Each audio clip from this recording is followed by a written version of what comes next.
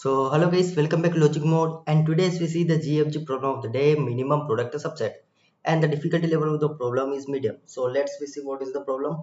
Given an integer array ARR, find the minimum possible product that can be obtained by multiplying the elements of any non-empty subset or array.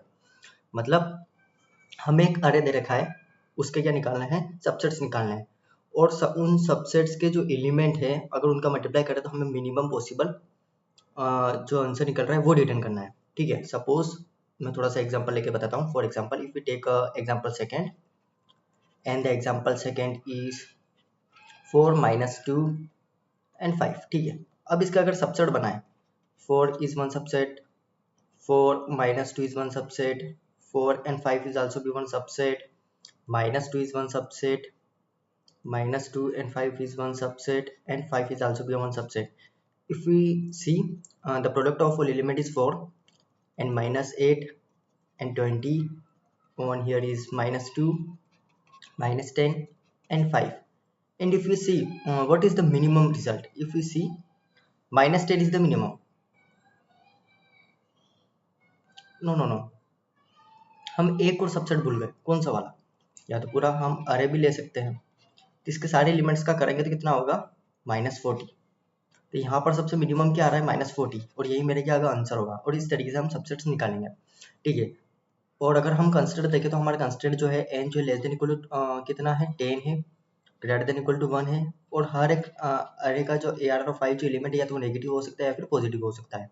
Okay, तो ज़्यादा time waste ना करते हुए मैं आपको सबसे पहले ब्रूट फोर्स बताता हूँ कि ब्रूट फोर्स सॉल्यूशंस नॉर्मली हम क्या कर सकते हैं। नॉर्मल थॉट क्या हो सकता है कि हम सारे के सारे क्या करें, सबसेट्स को जनरेट करें, किसके मदद से, रिकर्जन बैक ट्रैकिंग की मदद से। रिकर्जन बैक ट्रैकिंग की मदद से करेंगे तो 2^10 इतनी टाइम कॉम्प्लेक्सिटी हो सकती है, मतलब इतने सबसेट्स जनरेट हो सकते हैं, या फिर 2^n इतने यूनिक सबसेट्स जनरेट हो सकते हैं। ठीक है, बट क्या इसको फर्दर ऑप्टिमाइज कर सकते हैं? हाँ, कैसे? अगर ऑप्टिमल सॉल्यूशन की बात करूँ, तो कैसे करेंगे? हमें क्या बोल रहा है कि हमें सबसेट चूज करना है। तो सबसेट का मतलब क्या है? या तो हम किसी एलिमेंट को चूज कर सकते हैं या किसी एलिमेंट को स्किप कर सकते हैं। ऑप्शन था तभी हमने रिकर्जन का यूज किया है ना। तो अगर हम मान लो कि किसी भी एलिमेंट्स को चूज करें, A B C D E, मैंने ए और सी को चूज किया, तो लास्ट टाइम कर क्या रहे हैं, प्रोडक्ट ही तो कर रहे हैं। या फिर मैं सी ए को चूज करूँगा तो भी हम लास्ट टाइम क्या कर रहे हैं, प्रोडक्ट ही कर रहे हैं। तो हम कौन सा भी एलिमेंट फर्स्ट चूज करें कोई फर्क नहीं पड़ता, क्योंकि आखिरी हम कर क्या रहे हैं, सिर्फ और सिर्फ प्रोडक्ट कर रहे हैं। तो सबसे बड़ी इंपॉर्टेंट बात है कि जो हमारा अरे है वो क्या नेगेटिव और पॉजिटिव एलिमेंट्स कर रहा है, तो क्यों ना मैं शॉर्ट कर दूं। शॉर्ट कर दूंगा तो होगा क्या, मान लो मैंने शॉर्ट कर दिया, फॉर एग्जांपल शॉर्ट कर दिया, मैंने एग्जांपल सेकंड ले लिया, तो -2, 4 and 5 शॉर्ट कर दिया ये। ठीक है, ये मेरा ARR है। अब मैं क्या करूँगा कि मेरे को क्या चाहिए, मिनिमम प्रोडक्ट चाहिए। तो मिनिमम प्रोडक्ट मैं कब निकाल सकता हूँ? फर्स्ट कैसे है कि मेरे पास कोई नेगेटिव एलिमेंट्स हो। अगर नेगेटिव एलिमेंट्स है, अगर उन नेगेटिव एलिमेंट्स का मैं मल्टीप्लाई कर लेता हूँ तो सबसे मिनिमम आंसर मिलेगा। बट यहाँ पर भी एक कंडीशन है, अगर मान लो मैंने नेगेटिव एलिमेंट जो है इवन टाइम करता हूँ मल्टीप्लाई, मतलब even number of negative elements का मल्टीप्लाई करता हूँ, तो मेरे को एक पॉजिटिव एलिमेंट मिलता है। समझ में कैसे? जैसे -1 और -2 किया, इन दोनों का मल्टीप्लाई किया, दो कितने नेगेटिव एलिमेंट्स है, टू नेगेटिव एलिमेंट्स है, मतलब टोटल नेगेटिव एलिमेंट्स कितने हो गए, इवन नंबर्स, 1 और 2 एक इवन नंबर है। ठीक है, तो -1 इंटू -2 करूँगा, कितना आ गया, 2, तो एक पॉजिटिव नंबर मिला।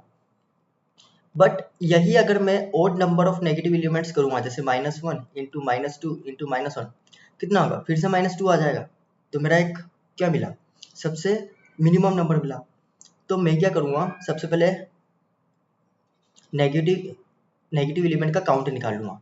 ठीक है, और मैं क्या करूँगा, अरे को शॉर्ट कर दूंगा, और सबसे पहले मैं क्या करूँगा, ओड नेगेटिव एलिमेंट्स ले लूँगा, है ना, और आंसर के अंदर मल्टीप्लाई कर दूंगा, तो मेरा आंसर जो है मिनिमम होगा। ठीक है, अब उसके बाद क्या है कि जो भी बचा हुआ पॉजिटिव नंबर है, ठीक है, नेक्स्ट स्टेप में उनको भी ले लूँगा। जो नेक्स्ट स्टेप है आंसर के अंदर क्या होगा, जो भी पॉजिटिव वाले नंबर है उन सबका भी मल्टीप्लाई कर दूँगा, यहाँ पर नेगेटिव वाले नंबर्स का मल्टीप्लाई कर दूँगा, तो लास्ट टाइम मेरा आंसर जो भी होगा वो मिनिमम होगा। मतलब अगर मैं स्टेप फर्स्ट की बात करूँ, थोड़ा सा एक्सप्लेन करने की करूँ एक बार और, है ना। तो सबसे पहले हम शॉर्ट कर देंगे। तो मान लो कि मेरा जो ये है आंसर इस तरीके से -1 -2, ठीक है, -3 है, -4 1 2 3, इस तरीके से 0 1 2 3 4 5 एंड 6 इसको शॉर्ट कर दिया। स्टेप सेकंड क्या है कि कितने नेगेटिव एलिमेंट्स है वो काउंट कर लूँगा। तो मैं देखूँगा 3 4, टोटल 4 नेगेटिव एलिमेंट्स है। तो मैं क्या करूँगा, अगर नेगेटिव एलिमेंट्स कितने, even number of negative elements है, मैं क्या करूँगा इसको ओड कर लूँगा। तो माइनस कर लूँगा एक बार, तो 4 - 1 कितना हो गया 3। तो टोटल मैं क्या करूँगा, odd number of negative elements ले लूँगा, ठीक है। तो यहाँ से odd number of negative elements कौन से लूँगा, जो स्टार्टिंग के हैं।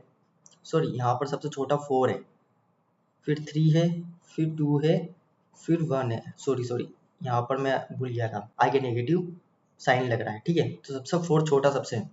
तो फर्स्ट मैं क्या करूँगा, फर्स्ट 3 एलिमेंट्स का मल्टीप्लाई कर दूँगा नेगेटिव एलिमेंट्स का। तो -4 इंटू -3 इंटू -2 कितना होगा, 4 3 12 12 2 24, -24 यहाँ से आ गया, ठीक है। इतने एलिमेंट्स का तो आ गया। अगर मैं इस -1 का भी करता हूँ तो फिर पॉजिटिव हो जाएगा, ये तो मैक्सिमम हो गया। मेरे को मिनिमम चाहिए थे, इसलिए मैंने क्या किया, even number of negative elements को लिया, ठीक है। अब मैं क्या करूँगा, अब मैं जितने भी पॉजिटिव एलिमेंट्स का हो सकेगा सारे एलिमेंट्स का मल्टीप्लाई कर दूंगा, क्योंकि अब तो मेरे पास नेगेटिव साइन है। अब मैं जितने में पॉजिटिव को करूँगा उतना और छोटा नंबर होता जाएगा। तो नेक्स्ट स्टेप क्या है, जो भी मेरा आंसर है उसके अंदर क्या करूँगा, पॉजिटिव एलिमेंट का मल्टीप्लाई कर दूंगा। तो यहाँ पर मेरा क्या होगा, -24 इंटू क्या है 1 इंटू 2 इंटू 3। तो यहाँ पर 2 3 जा 6, 6 4 जा 24 एंड 2 12 13 14, माइनस के 144, सबसे मिनिमम आंसर मिल गया, ठीक है। अब यहाँ पर एक केस हो सकता है, कुछ केसेस हो सकते हैं। मान लो केस फर्स्ट कि एक भी नेगेटिव एलिमेंट ना हो, नेगेटिव इनिशियली 0 है। तो मैं जब अरे को शॉर्ट कर दूंगा, ठीक है। उस केस में मैं देख लूंगा ए आर आर ऑफ 0 अगर ग्रेटर देन इक्वल टू 0 है, तो उस केस में वही ए आर आर ऑफ जो फर्स्ट एलिमेंट वही सबसे छोटा एलिमेंट है, उस केस में मेरा आंसर हो जाएगा ये। कौन सा केस, जब मेरे एक भी नेगेटिव एलिमेंट ना हो अरे के अंदर। अब केस सेकंड क्या है, केस सेकंड ये है कि मेरे अंदर जो है अरे के अंदर कुछ नेगेटिव नंबर जो है इवन टाइम से, तो उसको क्या कर दूंगा, ओड टाइम में कन्वर्ट कर दूंगा -1 करके, और सारे ओड नंबर्स ले लूंगा, एक एलिमेंट को छोड़ दूंगा, ठीक है। मतलब सारे ओड, मतलब odd number of negative elements ले लूंगा। फिर उसके बाद क्या करूंगा, जो भी पॉजिटिव एलिमेंट है उनका भी मल्टीप्लाई कर दूंगा, ठीक है। केस थर्ड ये है जो ऑलरेडी ओड है, मतलब जो भी नेगेटिव एलिमेंट का काउंट है वो ऑलरेडी ओड है, तो -1 करने की जरूरत नहीं, डायरेक्ट जो भी पॉजिटिव नंबर है उनका मल्टीप्लाई करके आंसर निकाल लूँ। या फिर एक केस ये हो सकता है कि मेरा अरे जो है ना, वो नेगेटिव एलिमेंट भी स्टोर कर रहा है, पॉजिटिव एलिमेंट भी स्टोर कर रहा है, और जीरो भी स्टोर कर रहा है पॉजिटिव के अंदर। तो मैं क्या करूँगा, इस जीरो को स्किप कर दूंगा।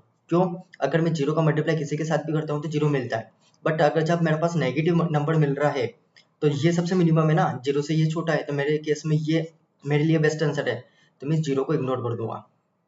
समझ में आया। हमारे पास कुल 3-4 केसेस थे जो कि मैंने समझाने की कोशिश करी है।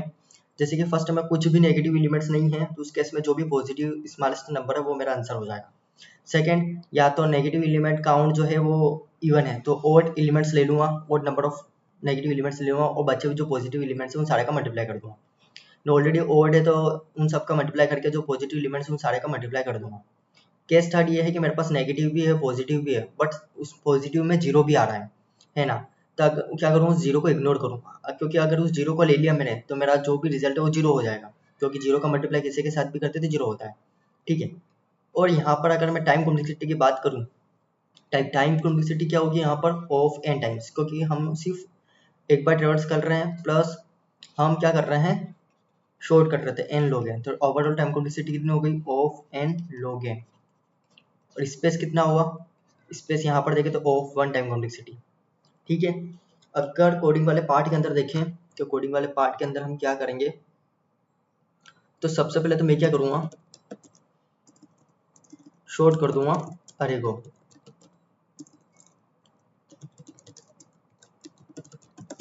शॉर्ट करने के बाद क्या करूँगा, आफ्टर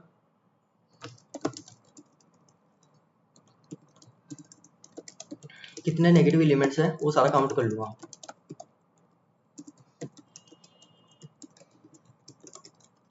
इफ ARR ऑफ आई अगर लेस देन 0 है मतलब नेगेटिव एलिमेंट है, साथ ही साथ मेरे को n भी निकालना पड़ेगा जो कि साइज स्टोर करेगा। देन उसके बाद क्या करूँगा, आंसर इनिशियली 1, ठीक है। अब मैं क्या करूँगा, for int I initially 0 I less than n and I plus plus, अब जितने भी नेगेटिव एलिमेंट्स उनको मल्टीप्लाई करूँगा, बट यहाँ पर चेक कर लूँगा कि मेरा नेगेटिव काउंट जो है मॉडुलस 2 इज इक्वल टू 0 मतलब इवन टाइम्स है, तो मेरे को सिर्फ ओड एलिमेंट्स ही लेना है, ओड नंबर ऑफ एलिमेंट्स ही लेना है, तो उसको एक बार माइनस कर दूंगा। देन उसके बाद क्या करूँगा, जब भी मेरा नेक लेस देन इक्वल टू 0 हुआ ब्रेक कर दो, अदरवाइज आंसर के अंदर क्या करना है, कुछ नहीं, ARR ऑफ आई का मल्टीप्लाई कर लो और नेक माइनस माइनस। देन उसके बाद क्या करेंगे, अब जो बचे हुए पॉजिटिव एलिमेंट्स है उनका मल्टीप्लाई करना है, तो for int I initially n-1, ठीक है। लास्ट से स्टार्ट करेंगे, आई ग्रेटर देन इक्वल टू 0, क्योंकि मेरा अरे जो है असेंडिंग ऑर्डर के अंदर सेट है, ठीक है। तो जो भी मैक्सिमम नंबर होंगे पीछे होंगे, पॉजिटिव नंबर्स, पॉसिबिलिटी है कि मेरे पॉजिटिव नंबर जो है पीछे से स्टार्ट हो सकते हैं, एंड आई माइनस माइनस।